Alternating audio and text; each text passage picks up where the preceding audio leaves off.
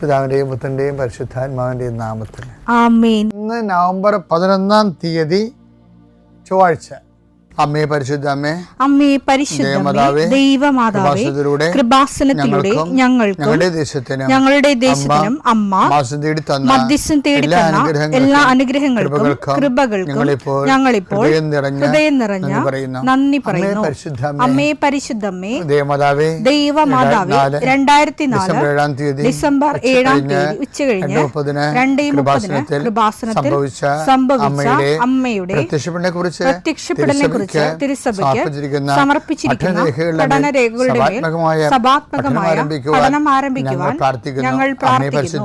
അമ്മേ പരിശുദ്ധമേ, ഭൂസ്വർലോകങ്ങളുടെ രാജ്ഞിയായ അങ്ങേയ്ക്ക് ഭൗമസംരക്ഷണത്തിനായി പ്രപഞ്ചപ്രകൃതിയെ തന്നെ തിരുസഭ പ്രതിഷ്ഠിക്കുവാൻ ഈ പ്രത്യക്ഷീകരണം വഴി ഇടയാക്കണമേ. പരിശുദ്ധമേ, ജപമാല മാതാവേ, സകല കൃപാസനം പ്രാർത്ഥനയോടും ചേർത്ത് ഞങ്ങളിപ്പോൾ പ്രാർത്ഥിക്കുന്ന ഈ കുടുംബത്തിന്റെ പ്രത്യേക നിയോഗം പറ മക്കളെ.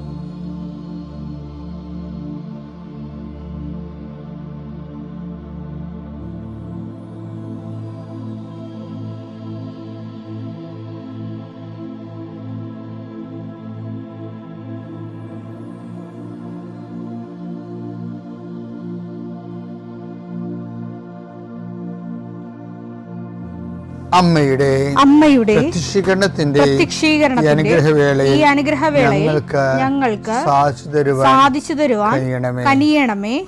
ആമേൻ. വിശ്വാസ പ്രമാണം. സർവശക്തനായ പിതാവും ആകാശത്തിന്റെയും ഭൂമിയുടെയും സൃഷ്ടാവുമായ ദൈവത്തിൽ ഞാൻ വിശ്വസിക്കുന്നു. അവിടുത്തെ ഏകപുത്രനും ഞങ്ങളുടെ കർത്താവുമായ ഈശോമിശിഹായിലും ഞാൻ വിശ്വസിക്കുന്നു. ഈ പുത്രൻ പരിശുദ്ധാത്മാവിനാൽ ഗർഭസ്ഥനായി കന്യകാമറിയത്തിൽ നിന്ന് പിറന്ന് പൊന്തിയോസ് പീലാത്തോസിന്റെ കാലത്ത് പീഡകൾ സഹിച്ച് കുരിശിൽ തറയ്ക്കപ്പെട്ട് മരിച്ച് അടക്കപ്പെട്ട് പാതാളങ്ങളിൽ ഇറങ്ങി മരിച്ചവരുടെ ഇടയിൽ നിന്ന് 3-ാം നാൾ ഉയർത്ത് സ്വർഗത്തിലേക്ക് എഴുന്നള്ളി സർവശക്തിയുള്ള പിതാവായ ദൈവത്തിന്റെ വലതുഭാഗത്തിരിക്കുന്നു. അവിടെ നിന്ന് ജീവിക്കുന്നവരെയും മരിച്ചവരെയും വിധിക്കുവാൻ വരുമെന്നും ഞാൻ വിശ്വസിക്കുന്നു. പരിശുദ്ധാത്മാവിലും ഞാൻ വിശ്വസിക്കുന്നു. വിശുദ്ധ കത്തോലിക്കാ സഭയിലും പുണ്യവാന്മാരുടെ ഐക്യത്തിലും പാപങ്ങളുടെ മോചനത്തിലും ശരീരത്തിന്റെ ഉയർപ്പിലും നിത്യമായ ജീവിതത്തിലും ഞാൻ വിശ്വസിക്കുന്നു. ആമേൻ. സുഖസ്ഥനായ ഞങ്ങളുടെ പിതാവേ, അങ്ങയുടെ നാമം പൂജിതമാകണമേ. അങ്ങയുടെ രാജ്യം വരണമേ. അങ്ങയുടെ തിരുമനസ് സ്വർഗത്തിലെ പോലെ ഭൂമിയിലും ആകണമേ. അന്നു വേണ്ടുന്ന ആഹാരം ഇന്ന് ഞങ്ങൾക്ക് തരണമേ. ഞങ്ങളോട് തെറ്റ് ചെയ്യുന്നവരോട് ഞങ്ങൾ ക്ഷമിക്കുന്നത് പോലെ ഞങ്ങളുടെ തെറ്റുകൾ ഞങ്ങളോടും ക്ഷമിക്കണമേ. ഞങ്ങളെ പ്രലോഭനത്തിൽ ഉൾപ്പെടുത്തരുതേ, തിന്മയിൽ ഞങ്ങൾ രക്ഷിക്കണമേ. ആമേൻ. നന്മ നിറഞ്ഞ മറിയമേ, സ്വസ്തി. കർത്താവ് അങ്ങയുടെ കൂടെ സ്ത്രീകളിൽ അങ്ങ് അനുഗ്രഹിക്കപ്പെട്ടവളാകുന്നു. അങ്ങയുടെ ഉദരത്തിൻ ഫലമായി ഈശോ അനുഗ്രഹിക്കപ്പെട്ടവനാകുന്നു. പരിശുദ്ധ മറിയമേ, തമ്പുരാന്റെ അമ്മേ, പാപികളായ ഞങ്ങൾക്ക് വേണ്ടി ഇപ്പോഴും ഞങ്ങളുടെ മരണസമയത്തും തമ്പുരാനോട് അപേക്ഷിക്കണമേ. ആമേൻ. കർത്താവേ, നിന്റെ ഉന്നതമായ നാമത്തിന് സ്തോത്രം ചെയ്യുന്നു. കർത്താവേ, നിന്റെ വിശുദ്ധ പൗരോഹിത്യത്തെ മഹത്വപ്പെടുത്തണമേ. കർത്താവെ, സഭയിലുള്ള സാന്നിധ്യം പ്രകടമാക്കണമേ. 39 വർഷം ഞാൻ അർപ്പിച്ച കൃപാന്റെ യുഗതിയാൽ കൃപാസ്ഥാനത്താറെ ജീവനോടെ പ്രത്യക്ഷപ്പെട്ട പരിശുദ്ധ അമ്മയുടെ മാധ്യസ്ഥത്താൽ പിതാവിൻ്റെയും പുത്രൻ്റെയും പരിശുദ്ധാത്മാവിൻ്റെ നാമത്തിൽ ഞാൻ നിങ്ങളെ ആശീർവദിക്കുന്നു. ഇന്നത്തെ ദിവസം സമർപ്പിച്ച് പ്രാർത്ഥിക്കുക. കണ്ടുമുട്ടാൻ പോകുന്ന വ്യക്തികളെ മനസ്സിൽ കാണുക. ചെയ്യാൻ പോകുന്ന കാര്യങ്ങളെ മനസ്സിൽ കാണുക.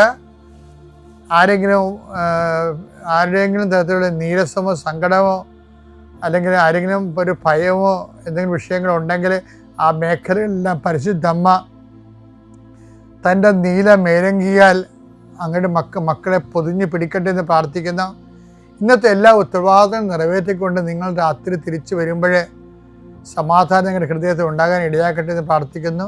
നിത്യം പിതാവും പുത്രനും പരിശുദ്ധാത്മാവിശ്വസിക്കുവാമേ. ഇന്നലെ നമ്മൾ റിവിഷൻ ഓഫ് ഫെയ്ത്താണ് കണ്ടത്. ബ്ലാക്ക് ഔട്ട് കാലങ്ങളിൽ, വിശ്വാസത്തിന് ഇരുണ്ട രാത്രികളിൽ വിശ്വാസത്തെ റിപ്പയർ ചെയ്യാൻ വേണ്ടി ചെയ്യുന്ന ഒരു ടെക്നിക്കാണത്. എന്താണ്? Recall the past. അതാണ് നമ്മൾ ഇന്നലെ കണ്ടത്. ഇന്ന് നമ്മൾ കാണാൻ പോണത്, അതിനെ നമ്മൾ വിളിച്ചത് റിവിഷൻ ഓഫ് ഫെയ്ത്ത് എന്നാണ്. അതായത് പഴയ കാലങ്ങളിലുള്ള പാഠങ്ങളെ അനുസ്മരിക്കുക, അതാണ് റിവിഷൻ. ഇന്ന് നമ്മൾ കാണാൻ പോകുന്നത് റീവാലുവേഷൻ ഓഫ് ഫെയ്ത്താണ്. റിവാലുവേഷനാണ് ശരിക്കും പറഞ്ഞാൽ പുനർനിർണയം. അപ്പോൾ ഈ റീവാലുവേഷൻ ഓഫ് ഫെയ്ത്തിൽ വരണത്, ഇപ്പോൾ വാലുവേഷൻ എന്താണെന്ന് നമുക്കറിയാമല്ലോ. നമ്മൾ പരീക്ഷയിൽ തോറ്റിട്ടുണ്ടെങ്കിൽ, അല്ലെങ്കിൽ ബ്രിമ്മ് ഇപ്പോൾ കട്ട് ഓഫ് മാർക്ക് 60 വിചാരിച്ചോ, അപ്പോൾ ജയിക്കാനുള്ള മാർക്ക് 50 വിചാരിച്ചോ, അല്ലെങ്കിൽ കട്ട് ഓഫ് 50, ജയിക്കാനുള്ള മാർക്ക് 50 വിചാരിച്ചോ. അപ്പോൾ നമുക്ക് 49, 48 കിട്ടിയിട്ടുണ്ട്. അപ്പോൾ നമ്മളെന്ത് ചെയ്യും? ആൾക്കാരെ നേരിട്ട് ചോദിക്കും, അച്ഛാ റീവാലുവേഷൻ കൊടുക്കേണ്ടതെന്ന് ചോദിക്കും. കാര്യം ബ്രിമ്മിലാണ് നിൽക്കണത്. ചിലപ്പോൾ കൊടുത്താൽ 2 മാർക്ക് 5 മാർക്ക് കിട്ടാൻ സാധ്യതയുണ്ട്. ഇപ്പോൾ വീണ്ടും പരീക്ഷ എഴുതണ്ടല്ലോ. അപ്പം അതുകൊണ്ട് റീവാലുവേഷൻ കൊടുക്കേണ്ടത്. ഇതുപോലെ ഒരു പ്രതിഭാസം വിശ്വാസ ജീവിതത്തിലുണ്ട്. വിശ്വാസത്തിൻ്റെ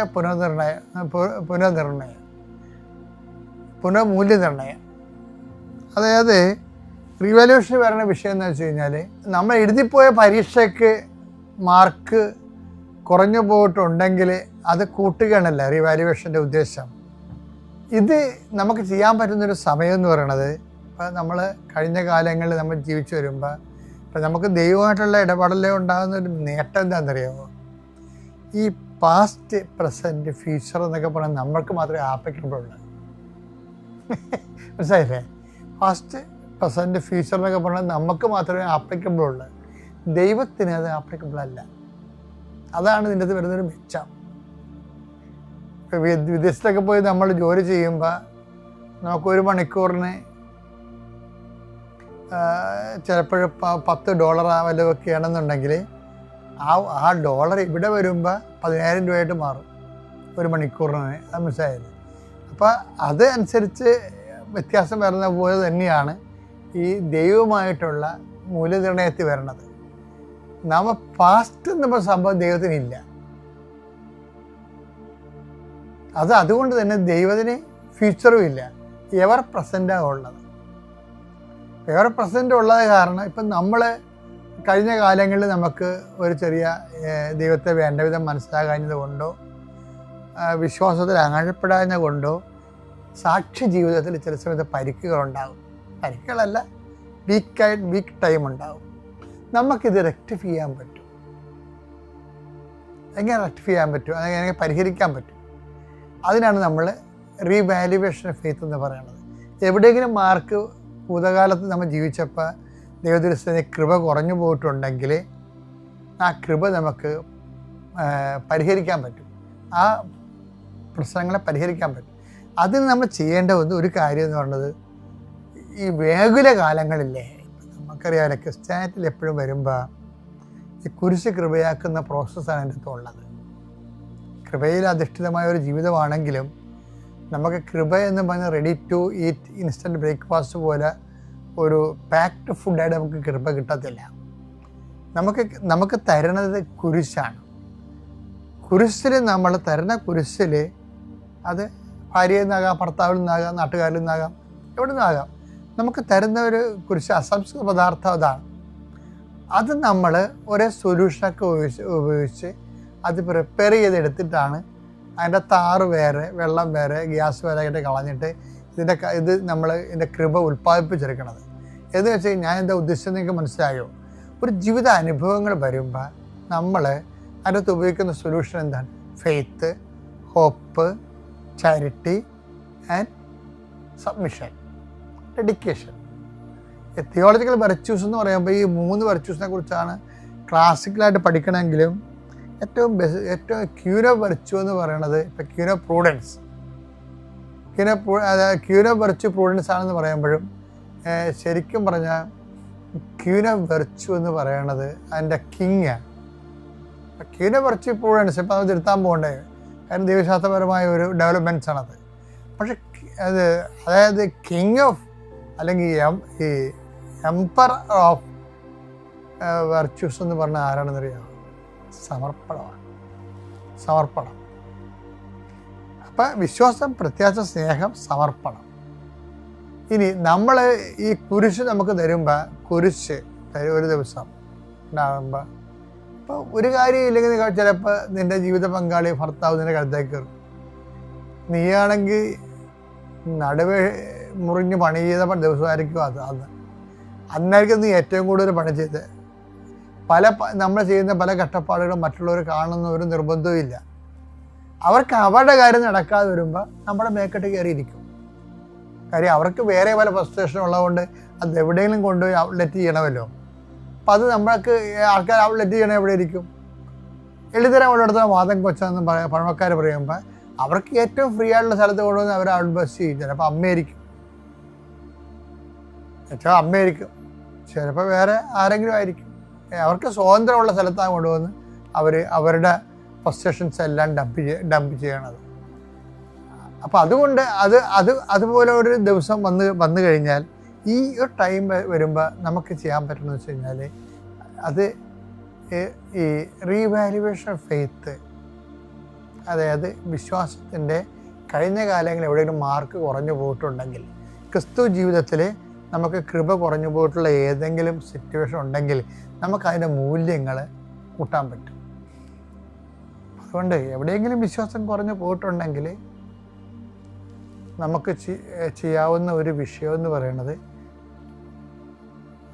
റിവാലുവേഷൻ ഓഫ് ഫെയ്ത്ത് എന്ന് വെച്ചാൽ പീഡിതകാലത്തെ മേഖലകാലങ്ങളിൽ ഓവർ സ്മാർട്ടായിട്ട്, സ്മാർട്ട്നെസ്സിനേക്കാൾ പവർഫുള്ളായിട്ട് ആ ജോലി ഭംഗിയായിട്ട് ചെയ്യുക, അത് വിശ്വാസത്തിൻ്റെ ഏറ്റവും വലിയ സമർപ്പണമാണ്. ഈ മൂല്യം ഇപ്പം നീ മേഖലകാലത്ത് കൈവരിച്ച സുവിശേഷ മൂല്യമില്ലേ, ഈ മൂല്യം സർപ്ലസ് മൂല്യമാണ്. ഈ സർപ്ലസ് മൂല്യം സഹായിക്കണം എവിടെയാണെന്ന് അറിയാവുക?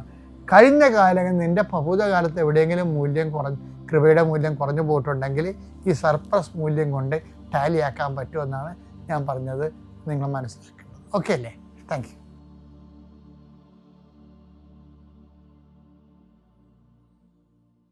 അത്യപൂർവ ദൈവാനുഭവങ്ങൾ ഇനി നിങ്ങൾക്കും സ്വന്തം. ഈ യൂട്യൂബ് ചാനൽ ഇതുവരെ സബ്സ്ക്രൈബ് ചെയ്തിട്ടില്ലെങ്കിൽ ഇപ്പോൾ തന്നെ സബ്സ്ക്രൈബ് ചെയ്യുക. ഈ വീഡിയോ ഇപ്പോൾ തന്നെ നിങ്ങളുടെ സുഹൃത്തുക്കൾക്ക് ഷെയർ ചെയ്തുകൊണ്ട് കർത്താവിൻ്റെ പ്രേക്ഷിതരാകുക.